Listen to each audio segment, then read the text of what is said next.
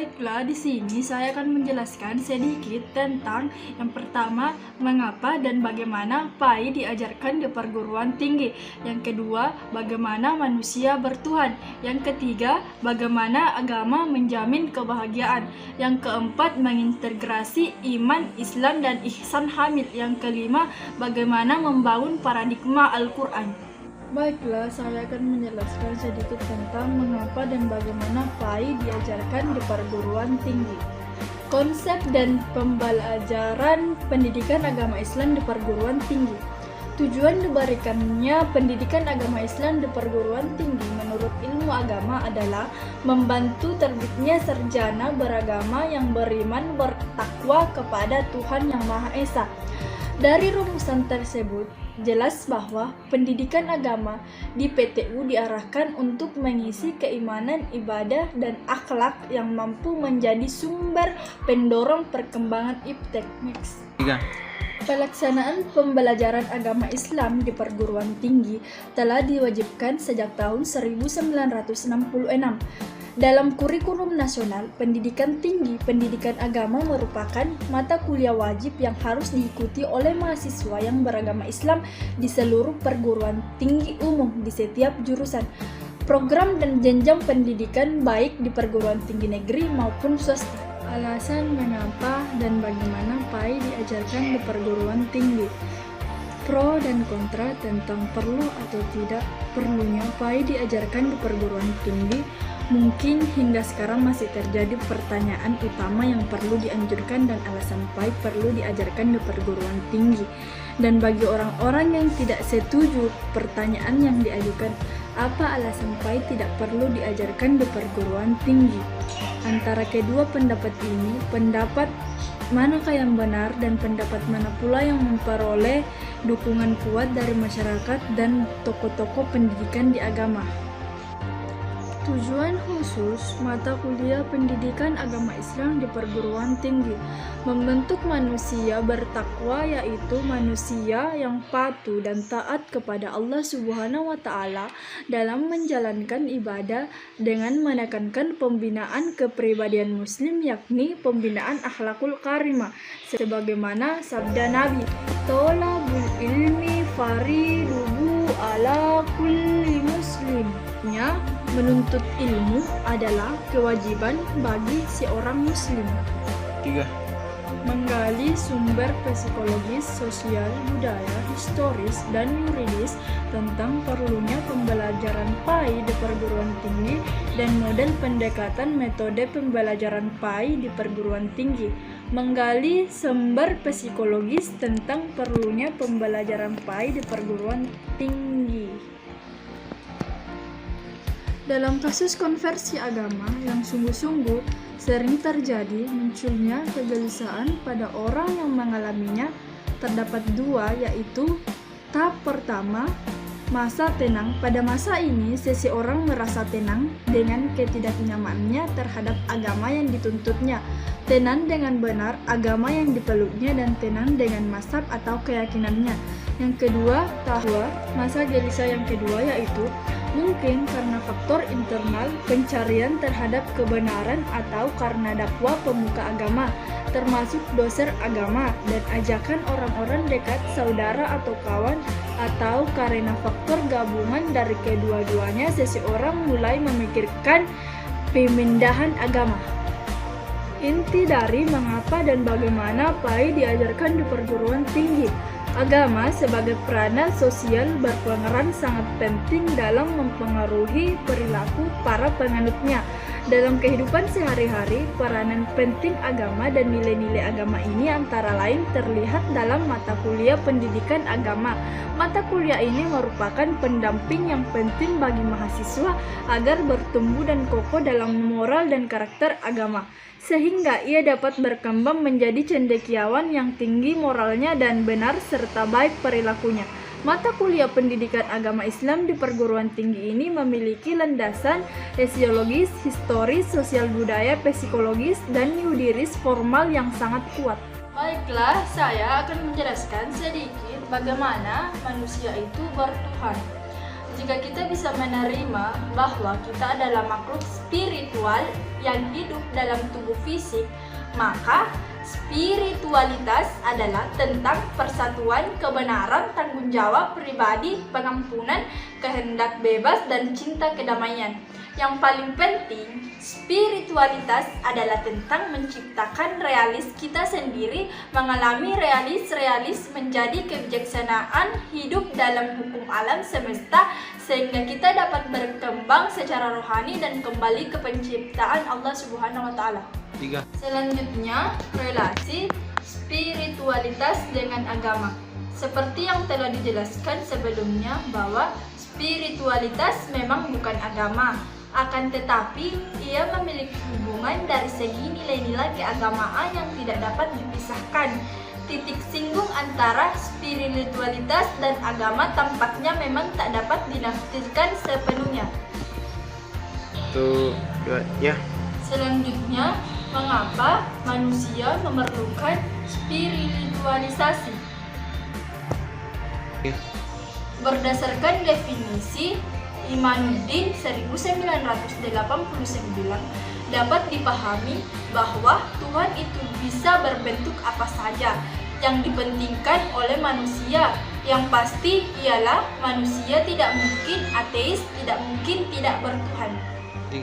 Sejarah pemikiran manusia tentang Tuhan. Yang pertama, pemikiran barat, animisme.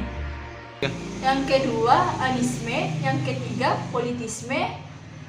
4. Hometisme. Pemikiran umat Islam. Di kalangan umat Islam terdapat polemik dalam masalah ketuhanan. Satu kelompok berpegang teguh dengan Jabariyah, yaitu faham yang mengatakan bahwa Tuhan mempunyai kekuatan mutlak yang menjadi penentu segalanya. Di lain pihak, ada yang berpegangan pada Qotrim Qadariyah, yaitu faham yang mengatakan bahwa manusia yang menentukan nasibnya.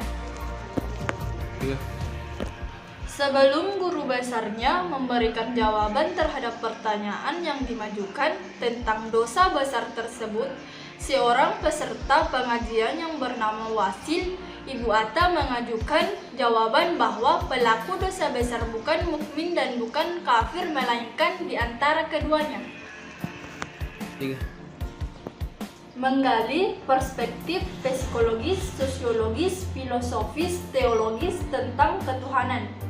Yang pertama, perspektif psikologis. Ketuhanan manusia dalam psikologi agama Islam merupakan konsep keyakinan, sikap jiwa, dan penyerahan diri kepada Allah Subhanahu wa Ta'ala. Pada bahasa selanjutnya, penulis akan coba menjelaskan hal-hal yang berkaitan dengan permasalahan-permasalahan iman. Iman memiliki pengertian keyakinan yang kuat Zat yang Maha Berkuasa. 2. Perspektif sosiologis. Dalam mencapai hal tersebut, atas kebahagiaan manusia melakukan usaha non-religius selama manusia masih mampu meraih kebahagiaan. Namun, jika usaha ini gagal, maka manusia melakukan metode lain, yaitu dengan kekuatan yang tidak dapat dijangkau oleh panca indera, namun diyakini ada dan dapat membantunya. Jadi, dalam perspektif sosiologi, agama adalah ciptaan manusia. Lebih jauh lagi, sebetulnya manusia menciptakan Tuhan lagi bagi kepentingannya sendiri, yaitu untuk mengatasi ketidakpastiannya, ketidakmampuannya, dan keterbatasannya. Selanjutnya, bagaimana agama menjamin kebahagiaan? Konsep dan karakteristik agama sebagai jalan menuju kebahagiaan. Dalam kitab Muzanul Amal Al-Ghazali menyebut bahwa bahagia terbagi menjadi dua, yaitu yang pertama, hati menerima makanan yang berfungsi sebagai nutrisi dan obat. Adapun makanan yang paling bermanfaat untuk hati adalah makanan iman. Sedangkan obat yang paling bermanfaat untuk hati adalah Al-Quran. Yang kedua, selalu berorientasi ke masa depan dan akhirat untuk sukses pada masa depan. Kita harus berjuang pada waktu sekarang. Yang ketiga, selalu mendorong pemiliknya untuk kembali kepada Allah Subhanahu wa Ta'ala. Tidak ada kehidupan, kebahagiaan, dan kenikmatan kecuali dengan ridhanya. Dengannya berzikir kepada Allah adalah makanan pokoknya.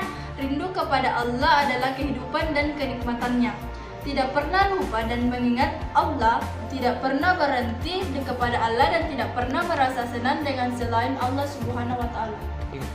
Yang kedua, alasan manusia harus beragama dan bagaimana agama dapat membahagiakan umat manusia. Selanjutnya, yang dimaksud fitrah Allah pada ayat di atas adalah bahwa manusia diciptakan Allah mempunyai naluri beragama, yaitu agama tauhid. Kalau ada manusia tidak beragama tauhid, maka hal itu tidaklah wajar. Mereka tidak beragama tauhid itu karena disebabkan banyak faktor, antara lain pengaruh lingkungan. Pada kenyataannya, manusia tidak bisa hidup tanpa agama, karena secara filosofi, asal-usul manusia akan dipertanyakan dari mana asalnya. Ketika kita memiliki agama, maka tentunya pertanyaan seperti ini akan terjawab sehingga manusia tidak akan tersesat. Karena agama akan menjamin keselamatan manusia, karena filosofinya agama ada untuk mengatur kehidupan manusia. Ketiga, sumber historis, filosofi, psikologis, dan sosiologis tentang pemikiran agama sebagai jalan menuju kebahagiaan. Secara teologis, beragama itu adalah fitrah. Jika manusia hidup sesuai dengan fitrahnya, maka ia akan bahagia. Dari sejak Nabi Adam hingga sekarang, manusia meyakini alam dan segala isinya, serta alam dan segala keteraturannya tidak mungkin tercipta dengan sendirinya, pasti ada yang menciptakannya. Ada beberapa hal yang menjadi faktor penyebab manusia harus hidup bermasyarakat. Di antaranya, adanya dorongan seksual, yaitu dorongan manusia untuk mengembangkan keturunan atau jenisnya sendiri. Yang kedua, adanya kenyataan bahwa manusia adalah makhluk yang serba terbatas dan makhluk yang lemah. Untuk menutupi kelemahan dan keterbatasannya, maka manusia perlu bantuan orang lain yang ada di sekitarnya, yaitu masyarakat. Yang ketiga, karena adanya perasaan senang dan tiap-tiap manusia. Manusia bermasyarakat karena ia telah biasa mendapat bantuan berfaedah yang diterimanya sejak ia masih kecil sehingga dewasa, misalnya dari lingkungannya. Jadi, kebahagiaan dalam Islam adalah kebahagiaan artinya lahir dan tumbuh dari nilai-nilai hakiki Islam dan mewujud dalam diri seseorang hamba yang mampu menunjukkan sikap tobat. Selanjutnya, alasan iman, Islam, dan ihsan menjadi persyaratan dalam membentuk ihsan kamil.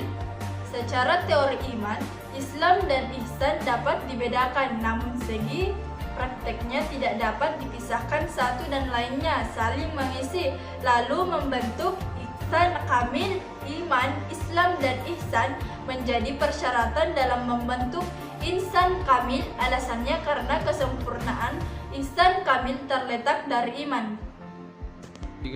Yang kedua, menggali sumber-sumber tentang iman, Islam, dan ihsan sebagai pilar agama Islam dalam membentuk ihsan dan kamil. Dalam konteks tulisan ini, sumber yang dimaksud adalah sumber teologis, historis, dan filosofis.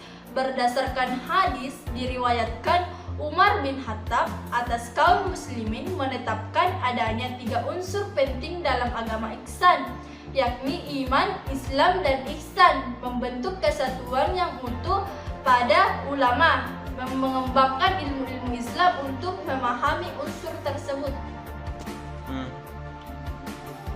Ciri-ciri, karakteristik ihsan dan kamil. Manusia yang telah dilengkapi Tuhan dengan berbagai daya tangkap seperti indera, rasio, dan institusi dalam kadar yang sangat tinggi. Manusia adalah teman kerja Tuhan di bumi, diartikan kata teman Tuhan sebagai hubungan yang dinamis. Irada, kehendak manusia utama adalah seirada Tuhan. Ilmu dan kekuasaan Tuhan menjadi kembar dengan ilmu dan kekuasaan manusia utama. Ihsan kamil adalah orang yang tidak dikendalikan dan kadar, melainkan mampu mengarahkan kemana harus terjadi. Metode mencapai ihsan dan kamil: beriman secara benar dan berniat menjadi ihsan kamil.